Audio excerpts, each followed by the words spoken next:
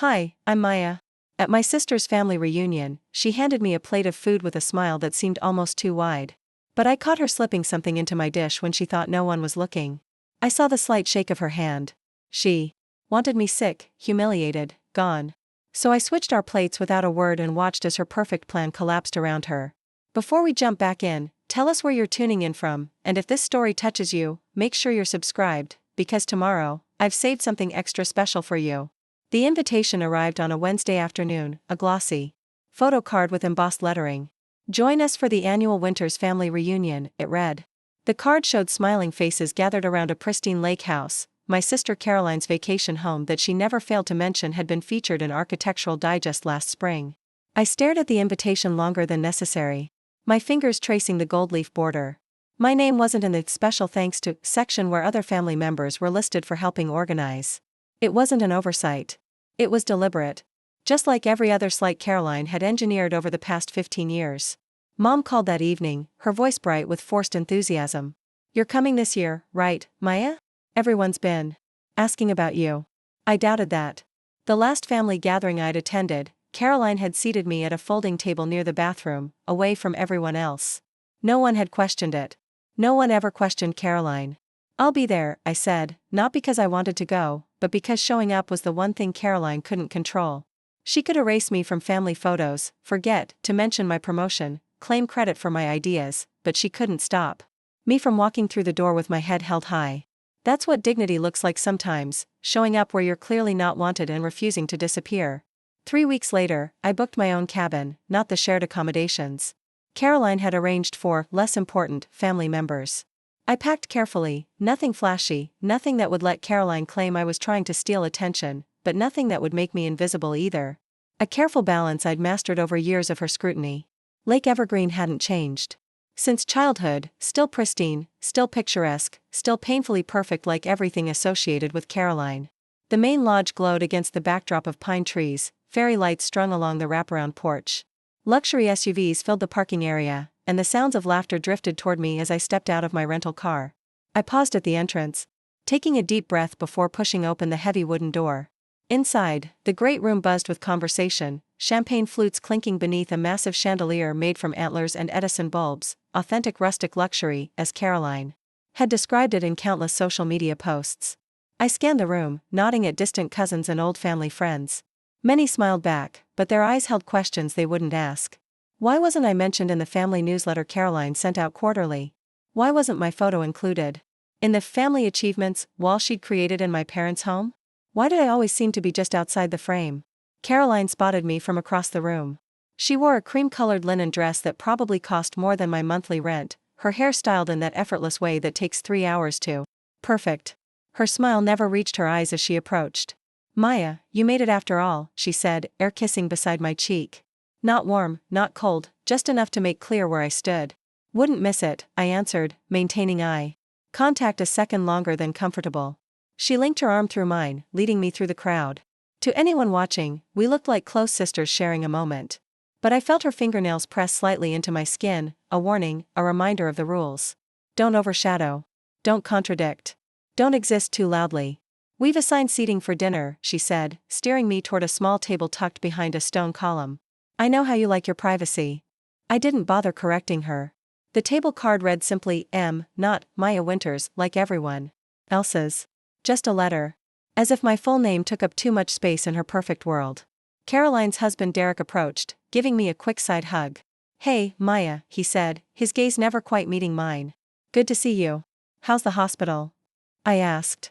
Derek was a surgeon, a fact Caroline mentioned within the first 3 minutes of meeting anyone new. Busy as always, he replied. I was just telling your father about the new wing they're naming after, Derek, Caroline interrupted smoothly, Mom needs help with the wine selection. He nodded, gave me another quick smile, and disappeared into the crowd. Caroline watched him go, then turned back to me. The usual white wine spritzer for you? Just water, I said. I'm driving back to my cabin tonight. Something flickered across her face, disappointment? Annoyance?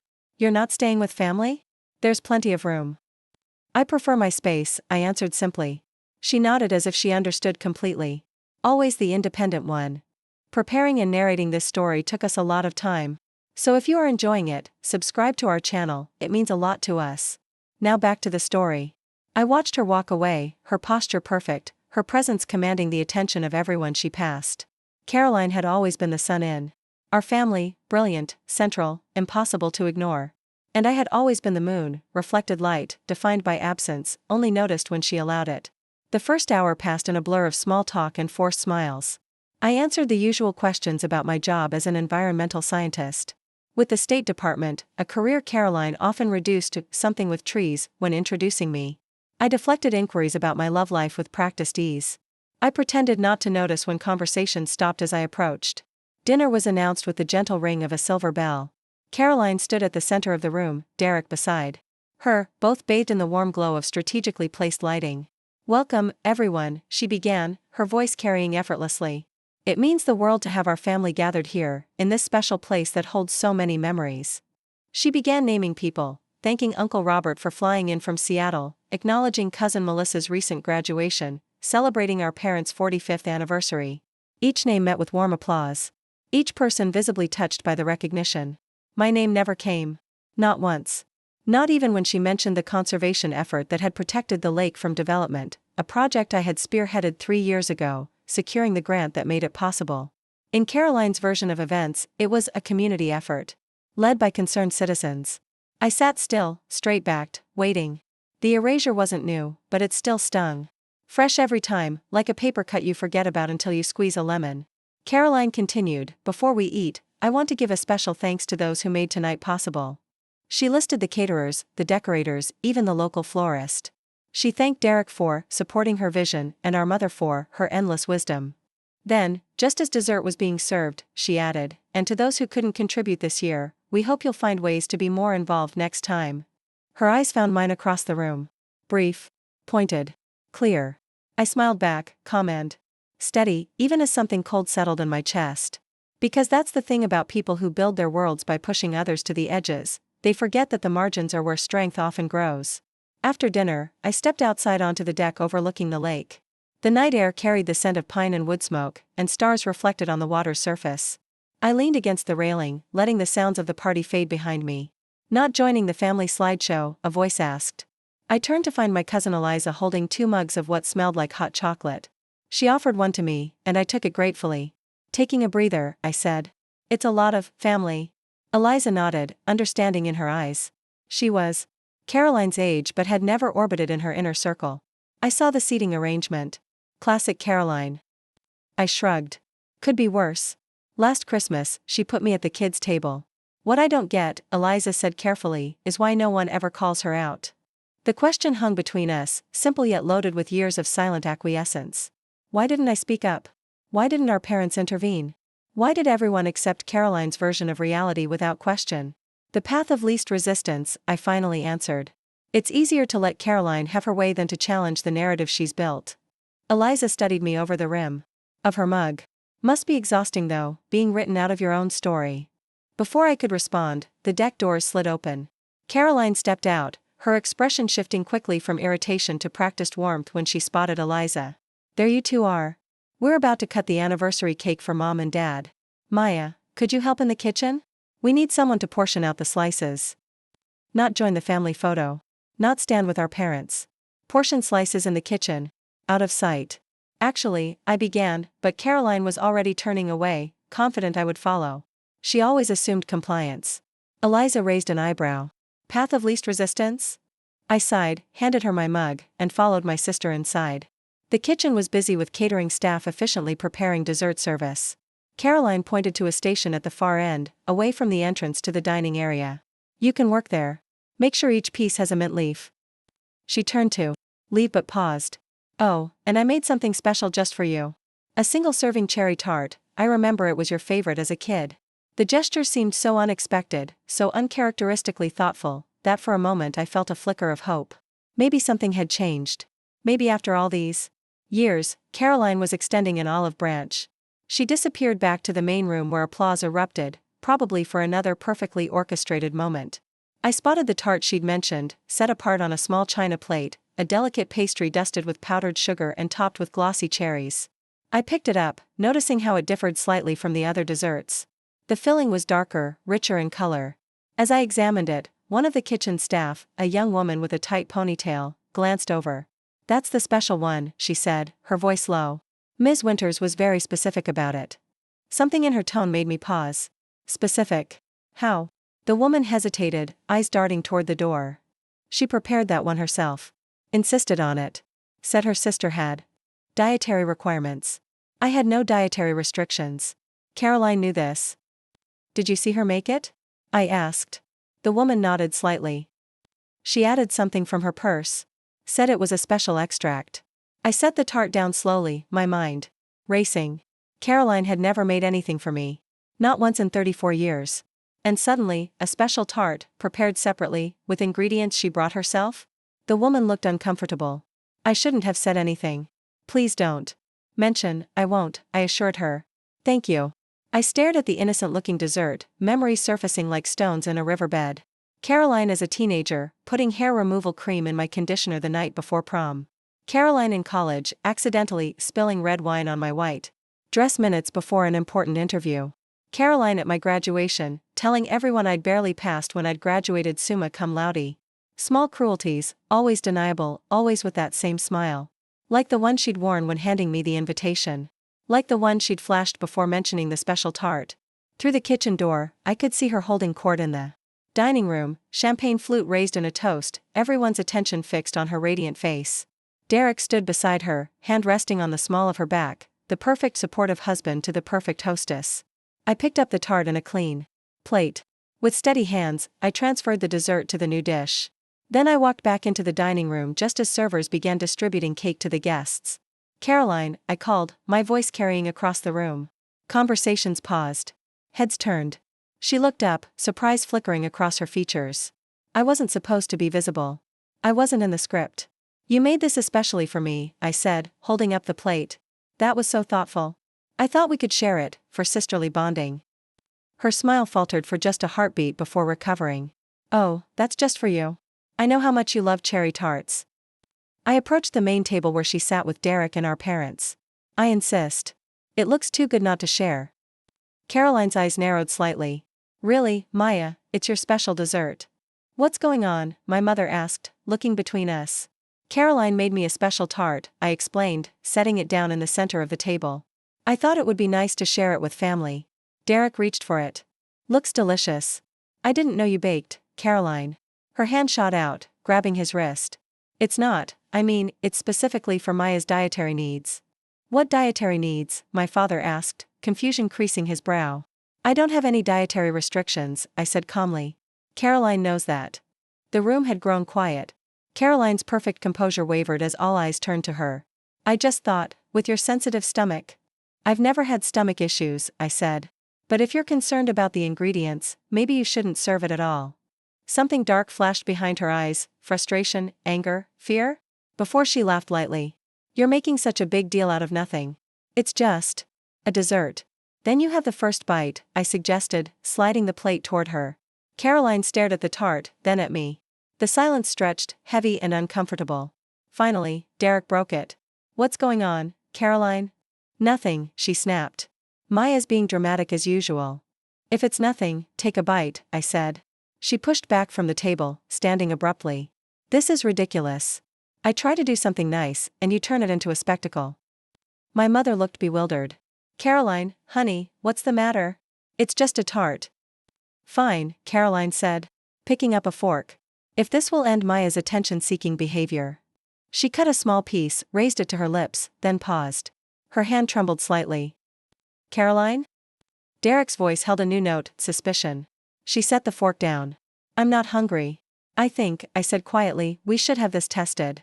The room erupted in confused murmurs. Caroline's face flushed, then paled. "Tested? For what?" "You're being paranoid." I turned to the kitchen staff member who had spoken to me earlier. She stood in the doorway, watching the scene unfold. "Did you see my sister prepare this dessert?" Slowly, reluctantly, she nodded. "What did she add to it?" I asked. Caroline interrupted, "This is absurd. You're embarrassing yourself and ruining the evening." But the damage was done. Doubt had crept in, visible in the questioning glances, the uncomfortable shifts in posture, the way Derek was looking at his wife with growing concern. I didn't raise my voice. I didn't need to.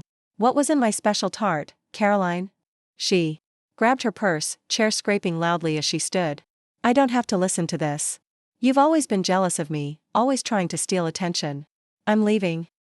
Derek caught her arm. Caroline, what's going on? What did you put in that tart? Nothing, she insisted, but her voice cracked. It was just a stupid joke. It wouldn't have hurt her, just made her sick enough to leave early. She ruins everything with her pitiful presence. The confession hung in the air, stark and undeniable. Gasps rippled through the crowd. My mother covered her mouth in shock. My father stood, his chair toppling backward. Caroline realized what she'd admitted, her eyes widening in panic. She looked around at the stunned faces, the family members drawing back from her as if she were contagious. Her carefully constructed image was cracking, fault lines spreading across her perfect facade. I didn't mean, it was just, you don't understand what it's like having her around, she stammered. Always so perfect, so quietly judging, making everyone compare us. No one was comparing us, Caroline, I said softly. That was all in your head.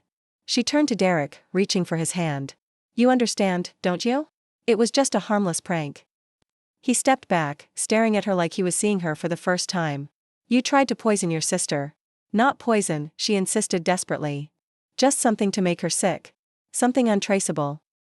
The word hung in the air. Untraceable. Planned. Deliberate. I looked at the tart, then at my sister, this woman who had systematically tried to erase me from family memory, who had rewritten history to exclude me, who had now attempted to physically remove me from her perfect picture. I think, I said carefully, we should call the police. Caroline laughed, the sound brittle and false. For what? A family joke gone wrong? Don't be ridiculous. Derek pulled out his phone. I'm a doctor, Caroline. Intentionally drugging someone isn't a joke. It's assault. Her smile vanished. You wouldn't. But he was already dialing, turning away from her pleading eyes. The perfect husband was no longer following the script. I didn't feel triumphant as Caroline's world began to unravel around her. I felt tired. Tired of the games, the pretense, the constant vigilance required to exist in her orbit. But beneath the exhaustion, something else stirred, a quiet certainty that tonight, finally, the truth was louder than her carefully crafted lies. As police officers arrived to take statements, family members clustered in shocked groups. The tart was carefully preserved as evidence, and Caroline sat alone on the deck, her face buried in her hands. The perfect hostess, undone by her own perfect plan.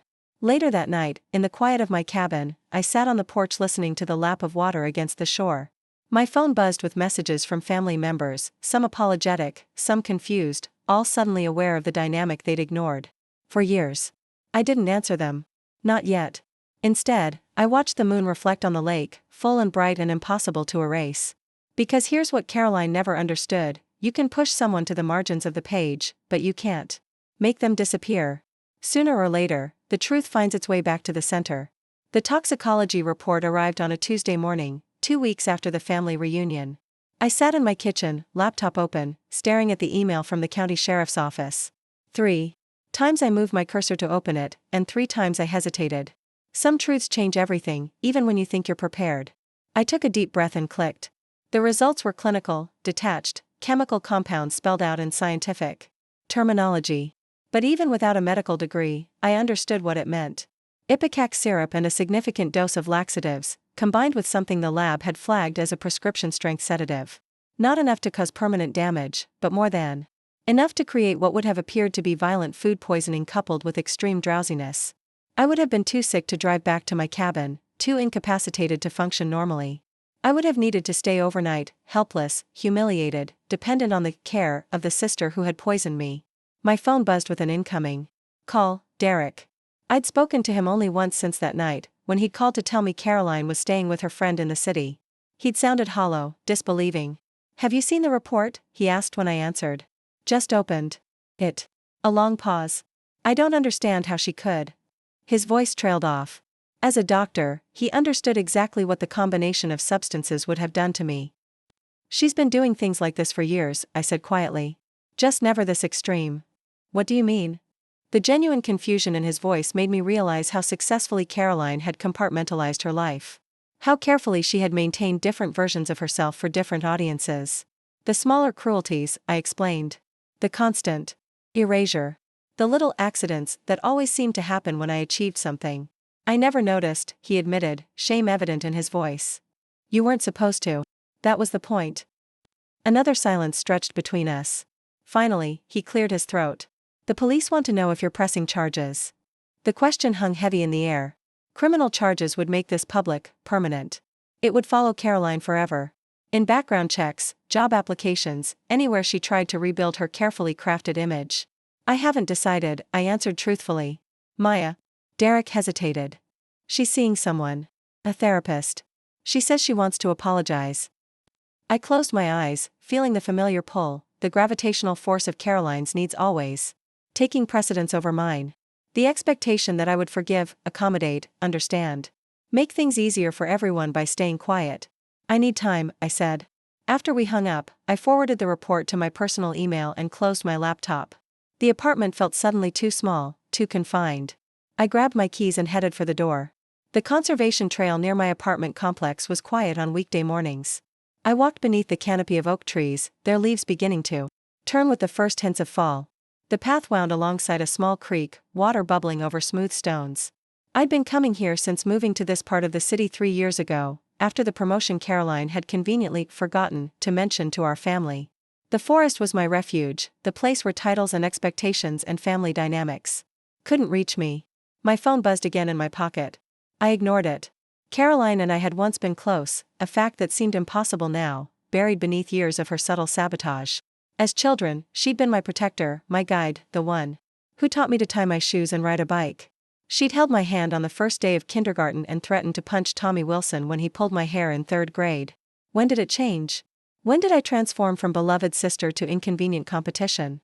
Maybe it was the science fair in 7th grade, when my project on watershed conservation won first place while her elaborate display on fashion through the decades received only an honorable mention. Or perhaps it was my high school graduation, when the principal mentioned my record-breaking GPA during his speech. Small moments that shouldn't have mattered, accumulating like sediment until they changed the course of the river between us. My phone buzzed a 3rd time. With a sigh, I pulled it out, expecting Derek again. Instead, it was Eliza.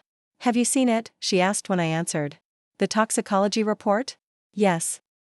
No, she said, an odd note in her voice. Caroline's email. My stomach tightened. What email? She sent something to the entire family about an hour ago. I thought you would have. I haven't checked my personal email since this morning, I said. What did it say? Eliza's hesitation told me everything I needed to know before she even spoke. You should read it yourself. She's spinning a narrative, Maya. Getting ahead of the story.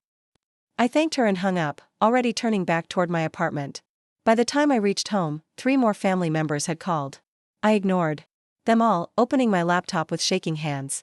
There it was, sent to every person in our extended family, the subject line reading, "A painful truth I need to share." I clicked it open, bile rising in my throat as I began to read. Dearest family, Caroline had written. With a heavy heart and deep remorse, I need to address the disturbing events at our recent reunion. As many of you witnessed, there was an unfortunate incident involving a dessert I had prepared. What you may not know is the context behind this terrible lapse in judgment. She went on to paint a picture of herself as a concerned sister, worried about my increasingly erratic behavior and troubling isolation. She described fabricated incidents of me lashing out at family gatherings, invented confrontations, imaginary concerns shared by others. The dessert, she wrote, was a misguided attempt to provide a mild sedative that would help Maya relax enough to accept the family intervention we had planned for later that evening.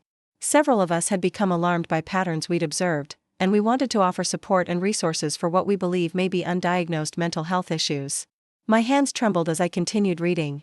The lies were breathtaking in their audacity, yet crafted with just enough kernels of truth to seem plausible to those who didn't know better. Yes, I was more reserved at family gatherings, because I'd been deliberately marginalized.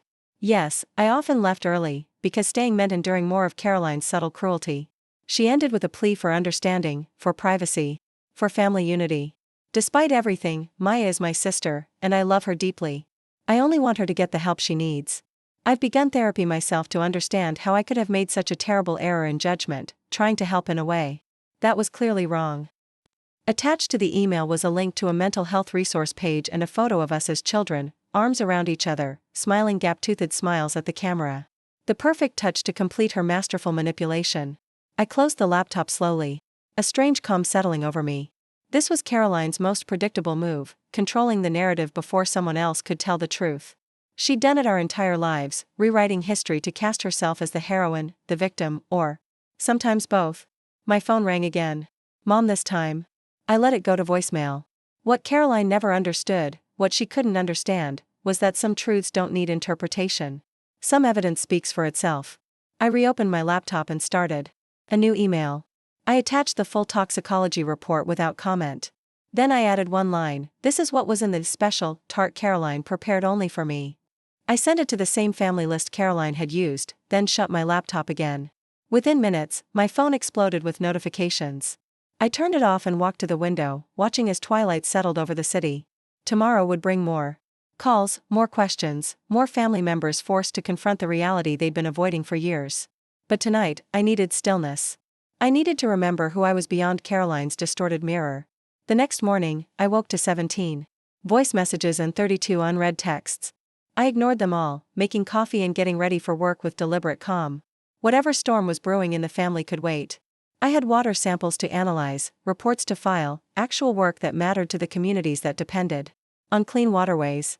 I was halfway to the office when my phone rang again. This time, it was my father. "Maya," he said when I answered, his voice sounding older than I remembered. "We need to talk about this situation." "Which situation, Dad? The one where Caroline tried to poison me, or the one where she's now trying to convince everyone I'm mentally ill?" His sigh was heavy, weighted with decades of choosing the path of least resistance. "Your mother and I, we don't know what to think. Caroline says a lot of things," I interrupted, surprising myself with my own firmness. "The toxicology report says something else entirely." "People make mistakes," he offered weakly. "Putting prescription sedatives in someone's food isn't a mistake. It's a crime." "She's your sister," he said, as if that explained everything, excused everything. "Yes," I agreed. "And I'm yours daughter." Both of those things are true at the same time. The silence that followed told me everything I needed to know about where his priorities lay. Caroline had always been his favorite, the daughter who reflected his social ambitions, who laughed at his jokes, who never challenged the family mythology. "We're just trying to keep the family together," he finally said. "Even if it means ignoring what really happened?" "The police called us this morning," he admitted. "They want to know if you're pressing charges." Of course. That was why he was calling, not out of concern for me, but fear for Caroline. "I haven't decided," I said again. "Maya, please. Think about what this would do to the family name. To your mother. To all of us." I pulled into the parking lot of my office building, putting the car in park before responding. "I have to go to work now, Dad. I'll let you know what I decide." Throughout the day, I immersed myself in water quality analyses and permit reviews. My colleagues noticed my distraction but didn't pry. By 5 o'clock, I had made my decision. I called the detective handling the case, a woman named Reyes with a no-nonsense voice and a reputation for thoroughness. "Ms. Winters," she greeted me. "I was hoping to hear from you. I've made my decision about pressing charges," I told her. "And I want to proceed." Detective Reyes didn't sound surprised. "We'll need you to come in tomorrow to make an official statement. There's something else you should know. We executed a search warrant on your sister's home yesterday." My breath caught. "And? We found a journal." "Several journals, actually. Dating back years." "What kind of journals?" "The kind where someone documents their resentments in great detail and plans various ways to address them." A chill ran through me. She wrote down what she was planning to do? Not just what she did at the reunion. Many other incidents. Going back to your college years. The implications hit me like a physical blow. All those accidents that weren't accidents. All those coincidences that weren't coincidental. Every time I'd been sick before an important event, every mysterious computer crash before a deadline, every unexplained rash before a date. "There's more," Detective Reyes continued. "We found prescription medications that weren't prescribed to her. Various substances. And receipts for purchases that coincide with dates she mentioned, incidents in her journals. She kept records." I whispered, not quite believing it. "People like your sister often do. They want to remember their victories."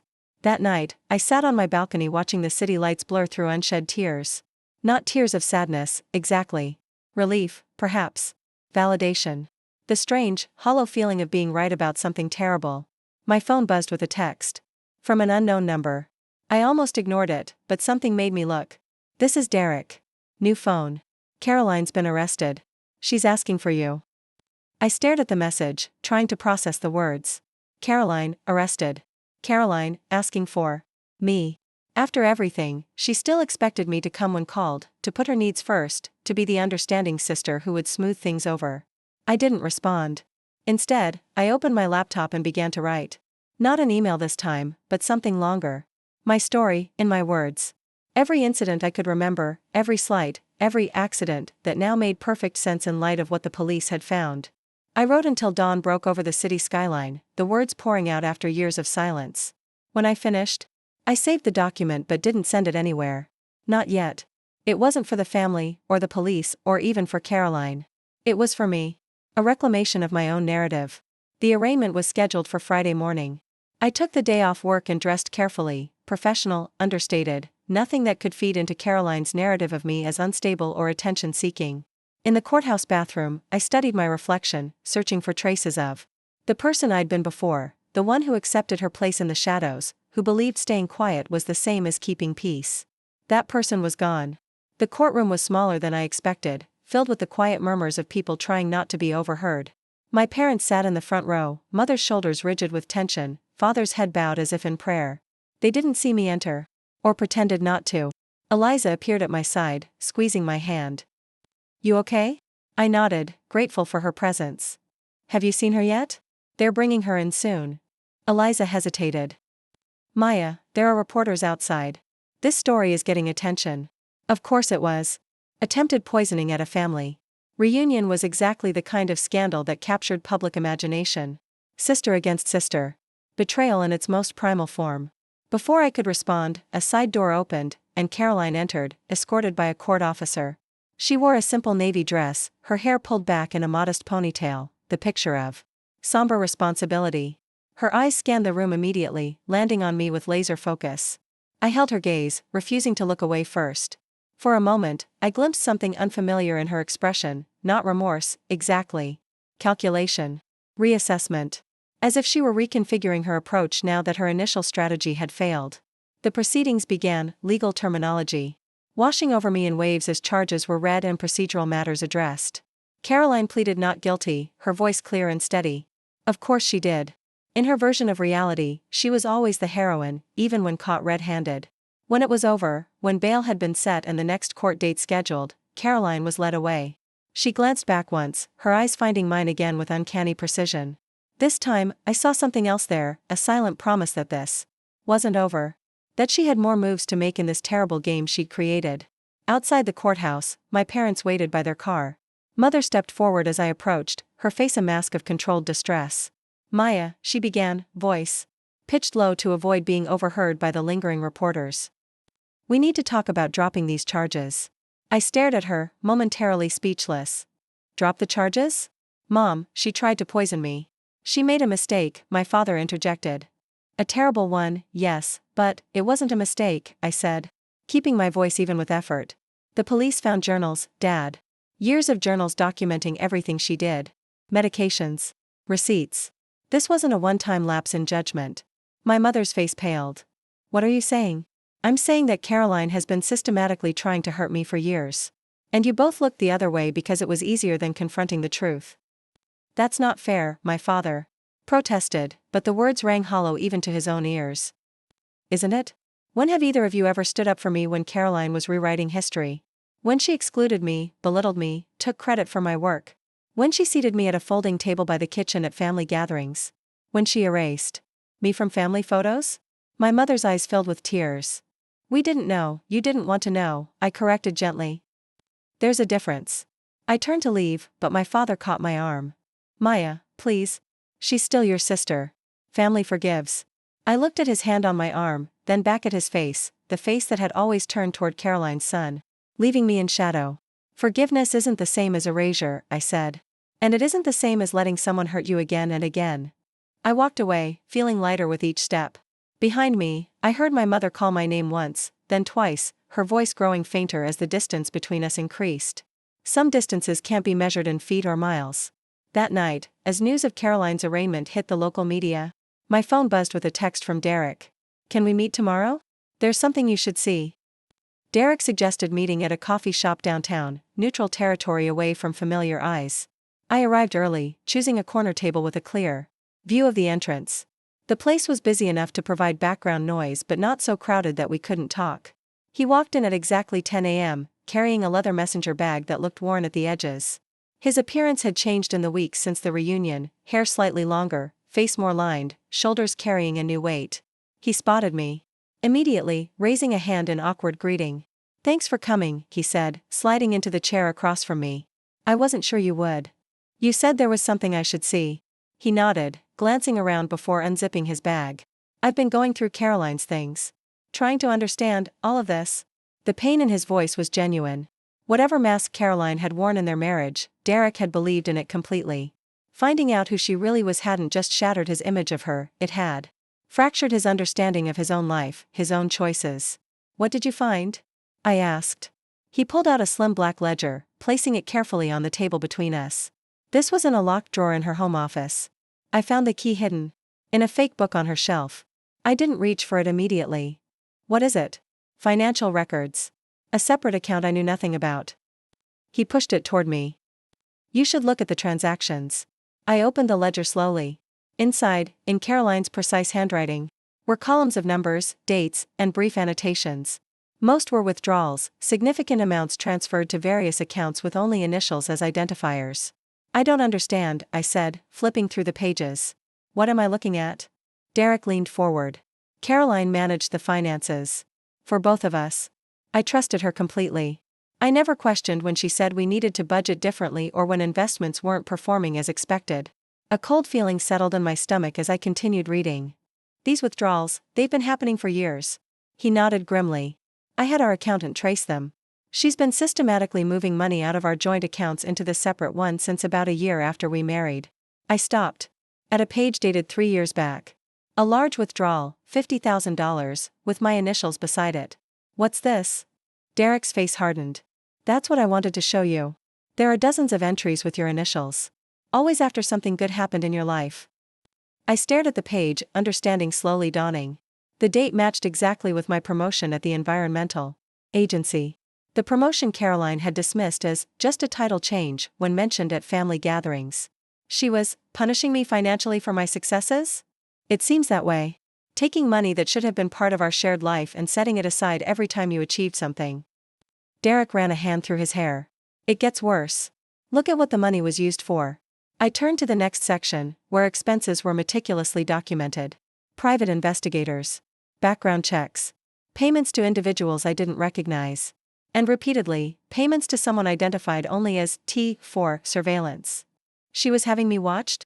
My voice sounded distant to my own ears. Not just watched. Investigated. Followed.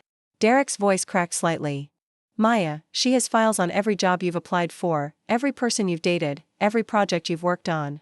She paid people to track your professional accomplishments so she could, I don't know, counter them somehow." The coffee shop suddenly felt too bright, too loud.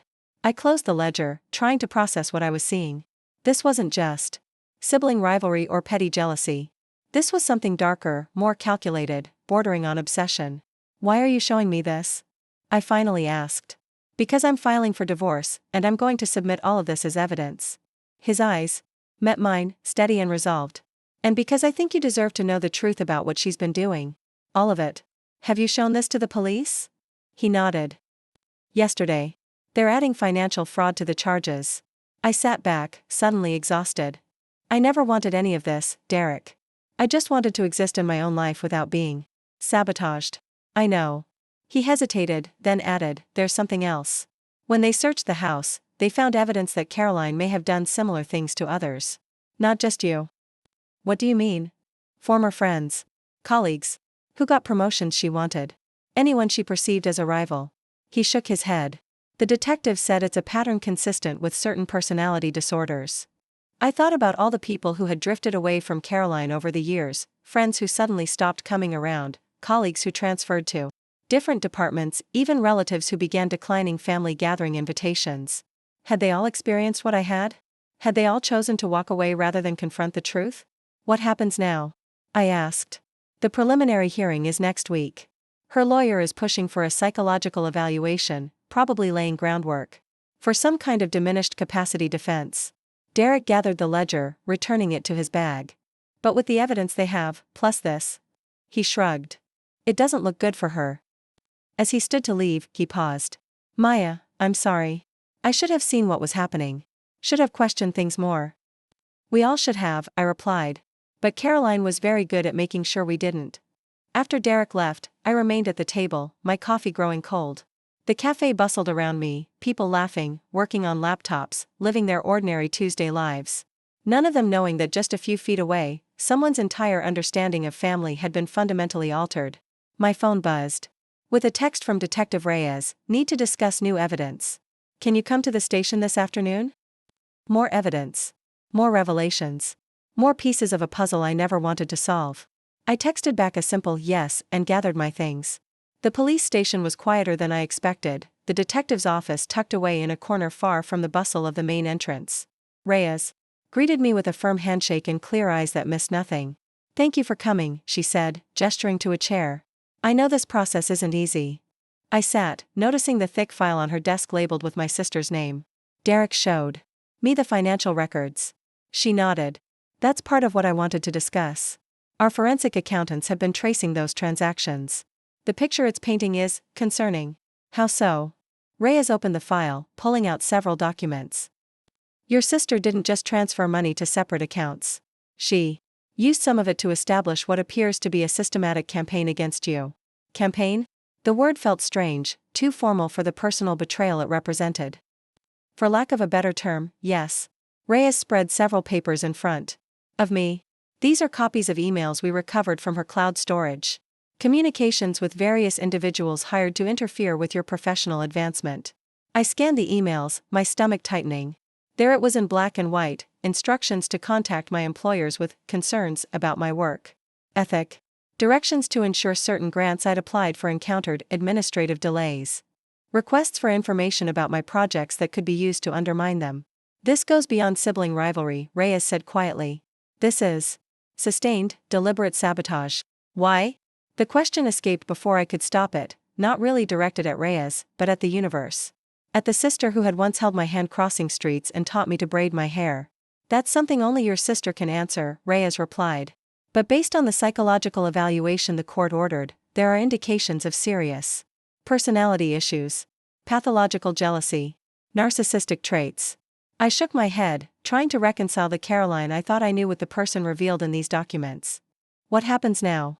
The district attorney is amending the charges to include fraud, identity theft, and criminal sabotage. Given the evidence, they're pushing for significant jail time. Jail time? My sister in prison.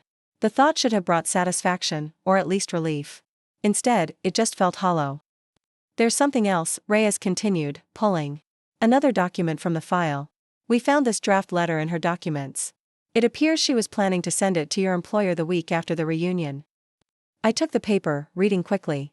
It was a detailed, completely fabricated account of me supposedly falsifying environmental data on a major watershed project, the most important work of my career.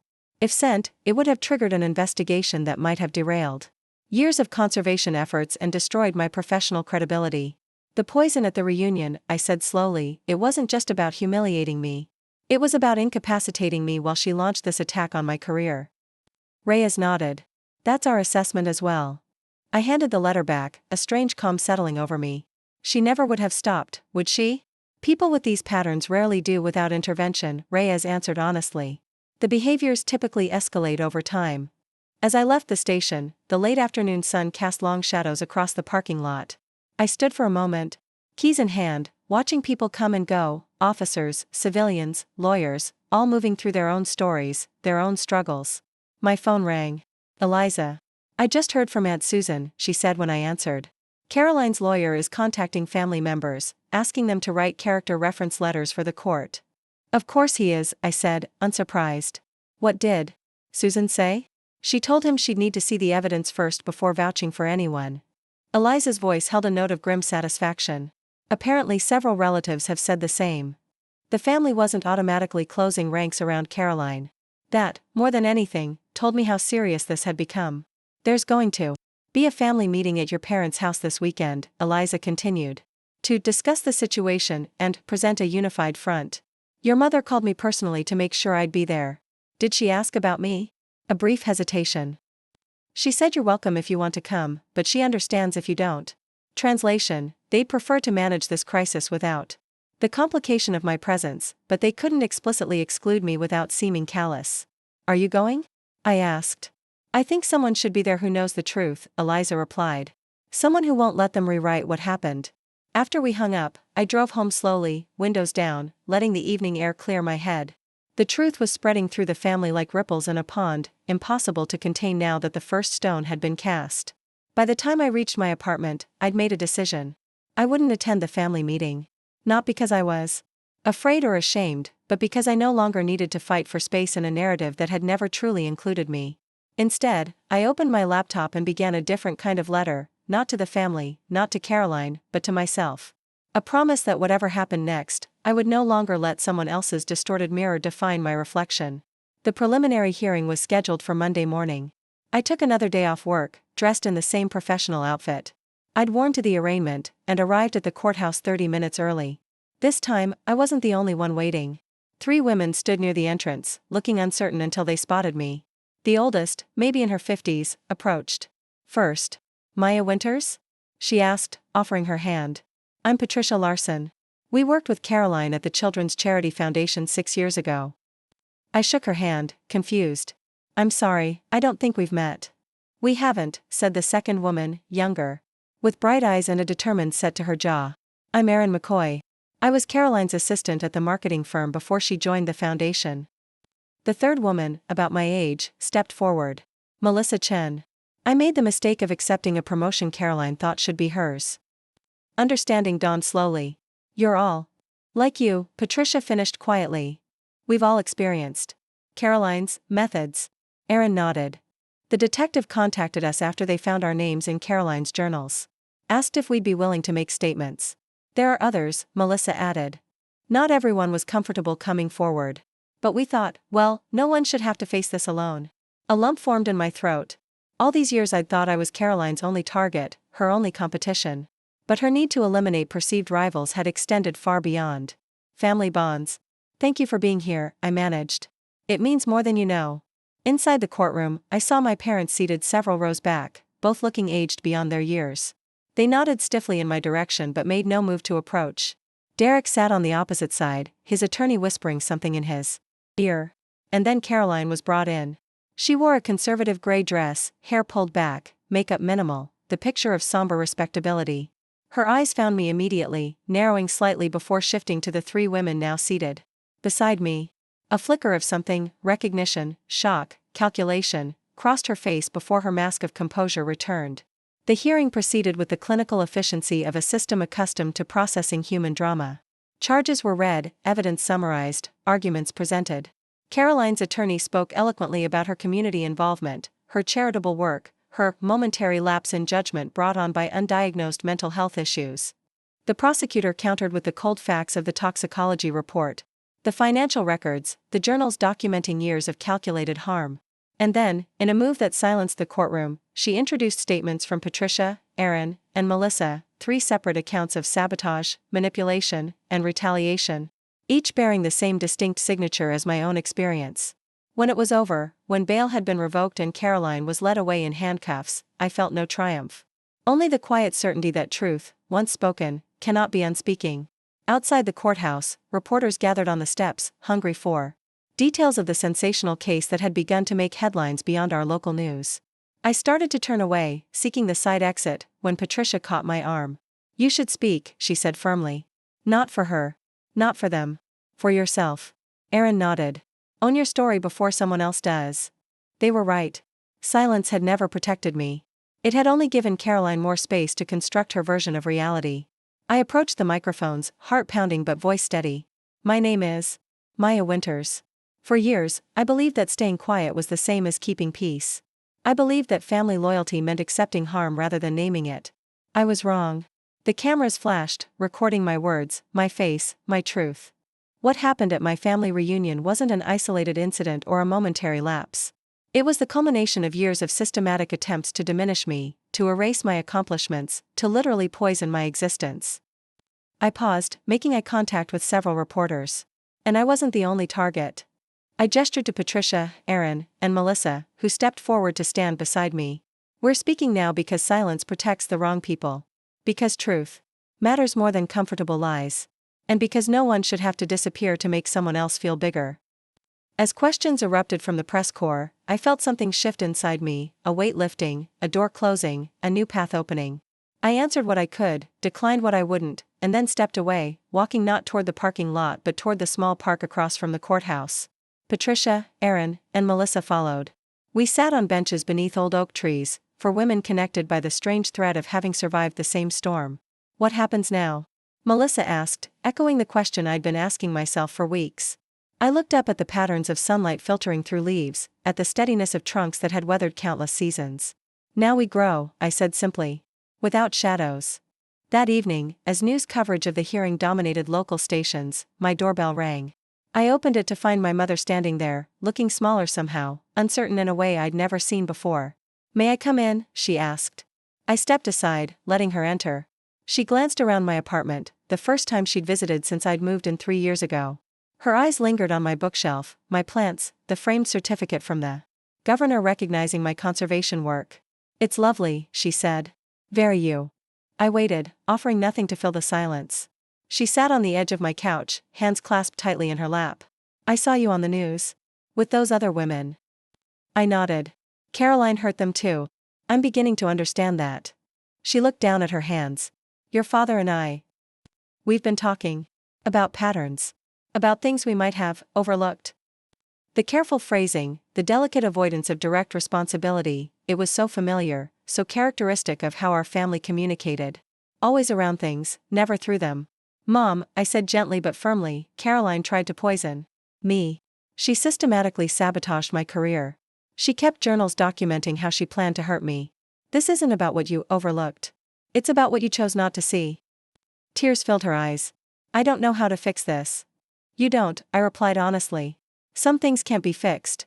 They can only be acknowledged and moved beyond." "And Caroline? She's still your sister. Still our daughter." I sat beside her, close but not touching. "Yes. And I'm still your daughter too. Both of those things have always been true, even when only one of them seemed to matter." She flinched slightly, the truth of my words landing heavily between us. "What do you need from us now?" The question surprised me. My mother had never directly asked about my needs before.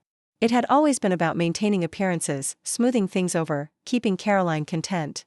"I need you to stop expecting me to make this easier for everyone," I said. "I need you to understand that I'm not coming to family events until I feel safe there. And I need you to respect that I may never have a relationship with Caroline again, even after whatever legal consequences she faces." My mother nodded slowly, wiping away tears. "And us? Will you still have a relationship with us?" "That depends on you," I answered.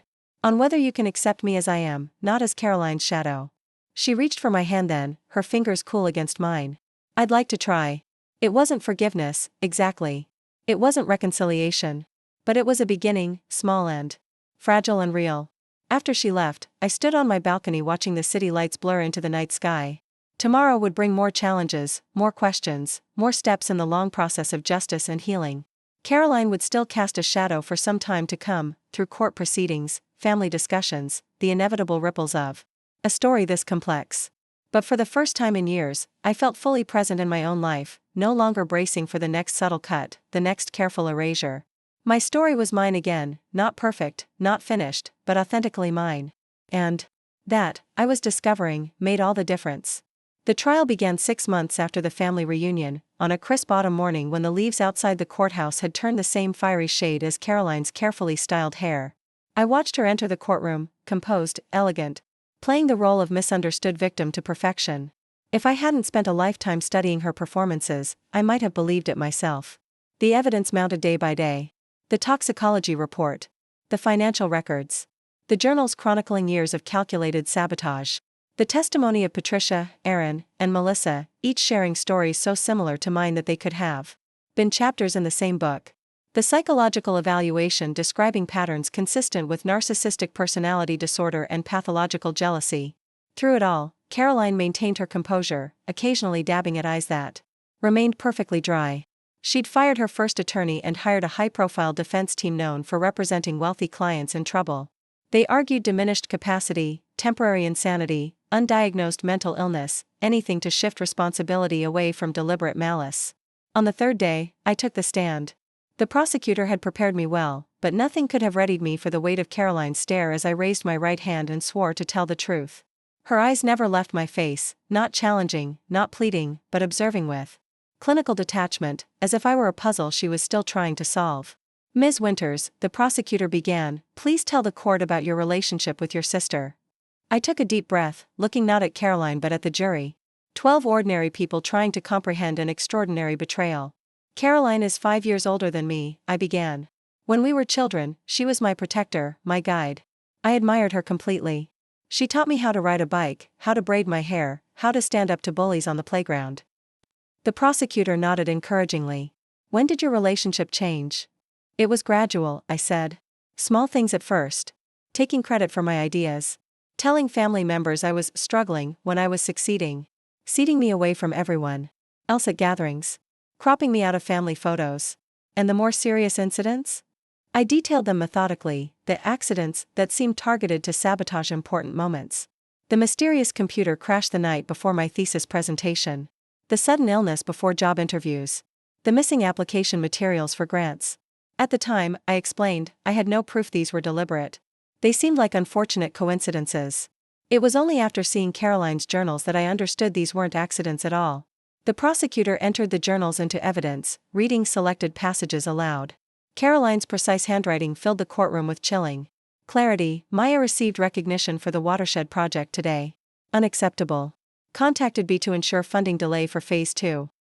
Maya mentioned dating someone new. Found his name in her phone. Will have T run background check to find usable information. Maya being considered for promotion. Anonymously sent HR the photos from Susan's wedding where she looks intoxicated. Should create enough doubt. Page after page of calculated harm, documented with the same careful attention she gave to planning dinner parties and charity galas." When it was the defense attorney's turn for cross-examination, he approached with practiced sympathy. "Ms. Winters, would you say your sister has been under unusual stress in recent years?" "I wouldn't know," I replied honestly. "Caroline and I haven't had a close relationship. But you continued attending family events where she was present, correct?" "Yes." "Why? If things were so uncomfortable between you?" I considered the question, aware of its trap. If I said I went out of spite, I'd seem vindictive. If I said I went out of obligation, I'd seem weak. "I went because I refused to be erased from my own family," I answered. "Because showing up is sometimes an act of resistance." The attorney shifted tactics. "Ms. Winters, have you ever felt jealous of your sister's success?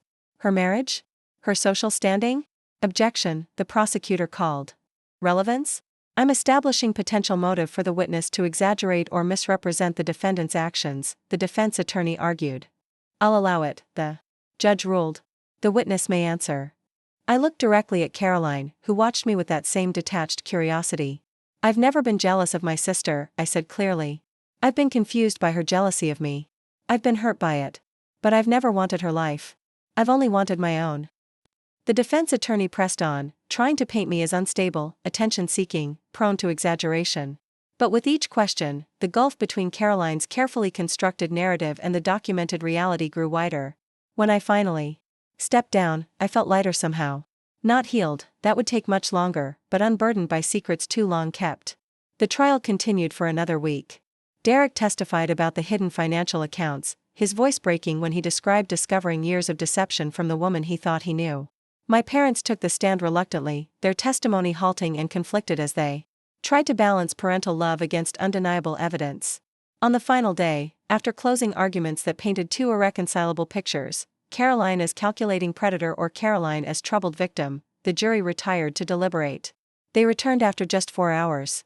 On the count of attempted poisoning, we find the defendant guilty.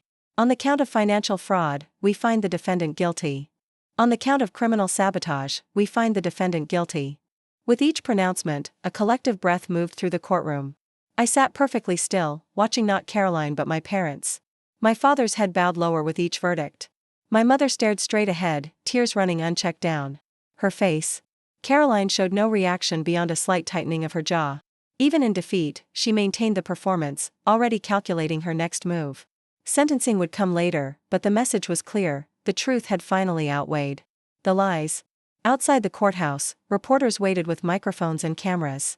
I declined to comment, walking instead to the small park where Patricia, Aaron, and Melissa had gathered to hear the verdict. We sat together in silence for a while, for women connected by a strange and painful thread. "It's over," Melissa finally said. But I knew better. "The trial is over," I corrected gently. "The healing is just beginning." 2 weeks later, I received a letter from the correctional facility where Caroline was being held pending sentencing. I recognized her handwriting immediately, the precise, controlled script that had documented years of calculated harm now forming my name on the envelope. I didn't open it. Not because I was afraid of what it might say, but because I no longer needed Caroline's words to define my reality.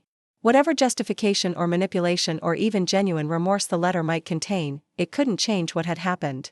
It couldn't erase the years of systematic erasure. Instead, I placed the unopened letter in a box with other remnants of our shared history, childhood photos, birthday cards from happier times, the toxicology report that had finally broken the cycle of denial.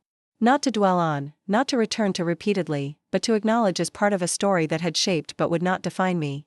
That evening, I met Patricia, Aaron, and Melissa for dinner at a small restaurant downtown. What had begun as a strange alliance of Caroline's targets had evolved into something unexpected, a support network, a friendship, a community formed from shared wounds. "I got a letter too," Aaron said as we settled at our table. "Didn't open it." Patricia nodded. "Same. Some voices don't deserve more space in our heads." Melissa, the youngest and most recently hurt by Caroline, looked uncertain. "Don't you want to know if she's sorry? If she's getting help?" "Caroline is sorry she got caught," I said gently. "She's sorry her carefully constructed image has crumbled. But true remorse would have required her to see us as fully human, with lives and feelings that matter. She's never been capable of that." We ordered wine and shared plates, conversation flowing beyond the single painful connection that had brought us together. Patricia spoke about the nonprofit she now led, helping women rebuild careers after workplace sabotage. Aaron shared photos of her new puppy. Melissa talked excitedly about returning to graduate school after years of believing. Caroline's whispered lies about her intelligence. As dessert arrived, Patricia raised her glass. "To reclamation," she said simply. We clinked glasses, the simple toast holding layers of meaning for each of us. Reclaiming our stories. Reclaiming our power. Reclaiming lives that had been partially defined by someone else's distorted mirror. The sentencing hearing took place on a rainy Thursday morning. Caroline received 8 years, less than the prosecution had sought, more than her defense had hoped for. She would serve her time at a medium-security women's facility upstate, with eligibility for parole after 4 years. I attended alone, watching from the back of the courtroom as the judge delivered a statement about betrayal of trust and calculated harm. Caroline stood straight-backed and impassive, offering no visible reaction to the words that would define the next chapter of her life. As she was led away, she turned, just once, and her eyes found mine across the crowded room. Not pleading, not angry, but searching, as if still trying to understand why her carefully constructed world had finally crumbled. I held her gaze steadily, offering neither forgiveness nor condemnation. Just recognition of what had been, what was, and what would never be again. Outside, rain fell in gentle sheets, washing away the last of summer's heat. I opened my umbrella and began walking, with no particular destination in mind. The city moved around me, people rushing between buildings, buses splashing through puddles, life continuing in all its messy persistence. My phone buzzed with a text from my mother. "Dinner tonight? Just us." In the months since the trial began, my parents had been attempting a careful reconciliation, not excusing their years of enabling Caroline, but acknowledging it, apologizing for it, trying to build something new from the rubble of what had been destroyed. It was tentative, imperfect, sometimes painful.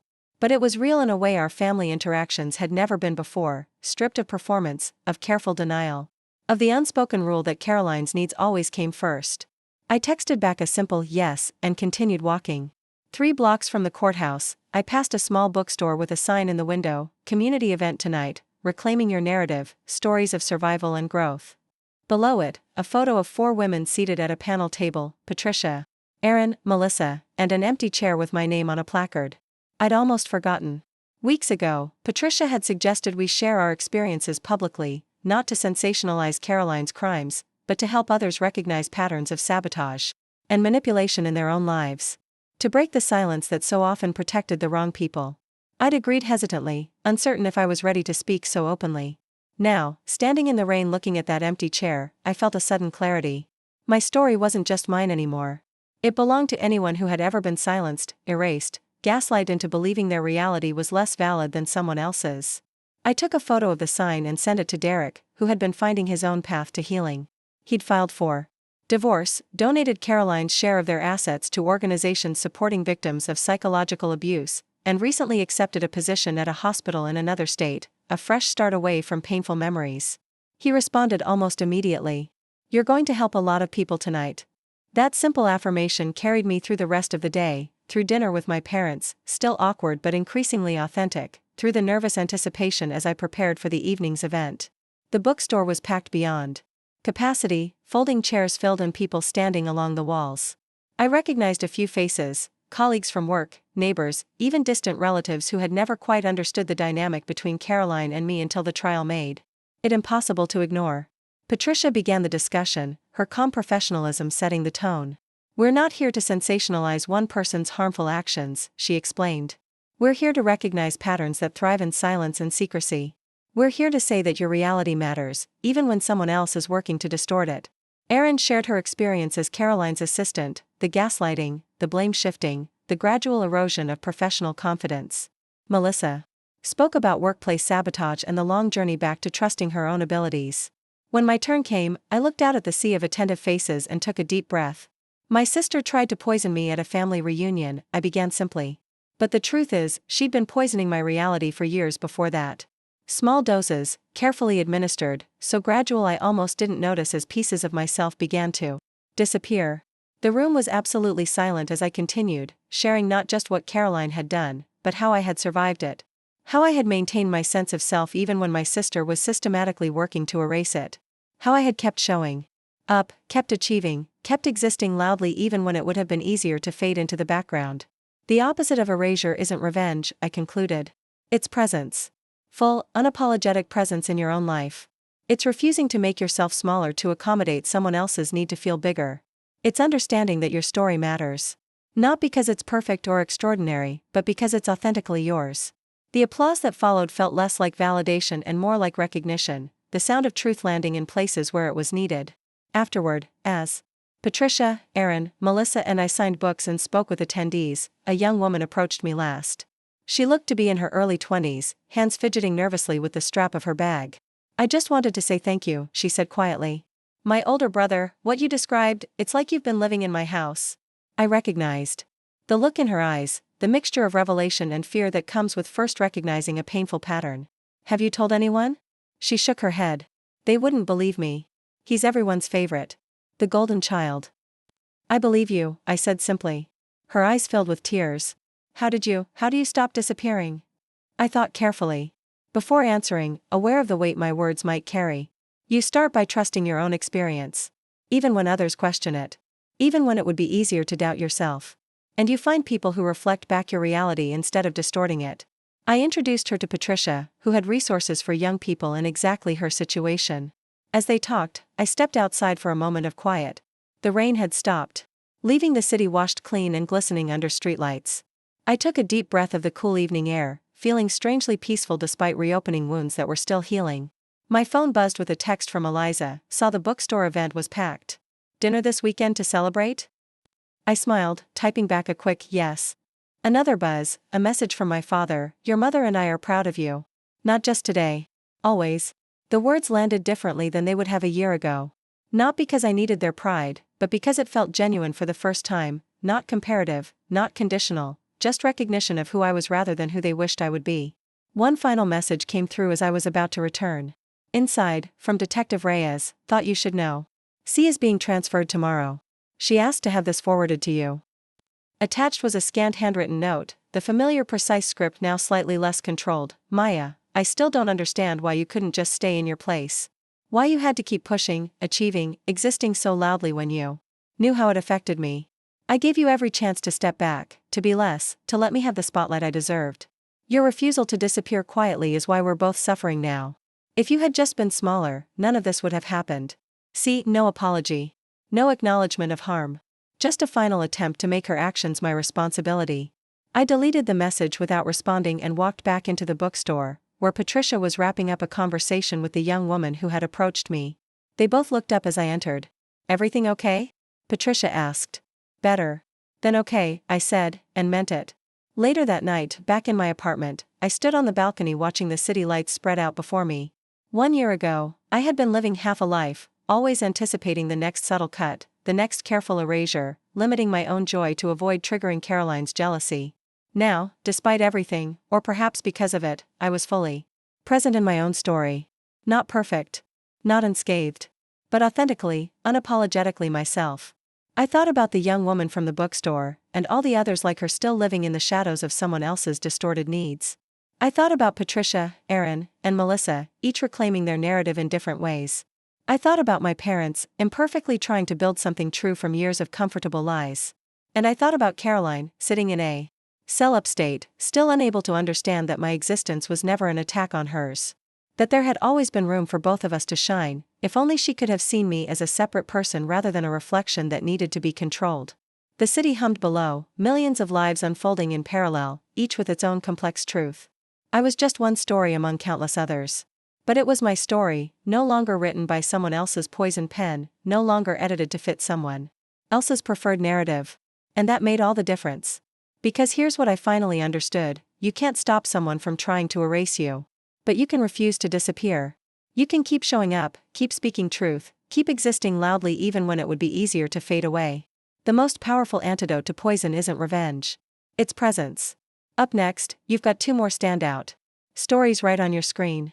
If this one hit the mark, you won't want to pass these up. Just click and check them out. And don't forget to subscribe and turn on the notification bell, so you don't miss any upload from us.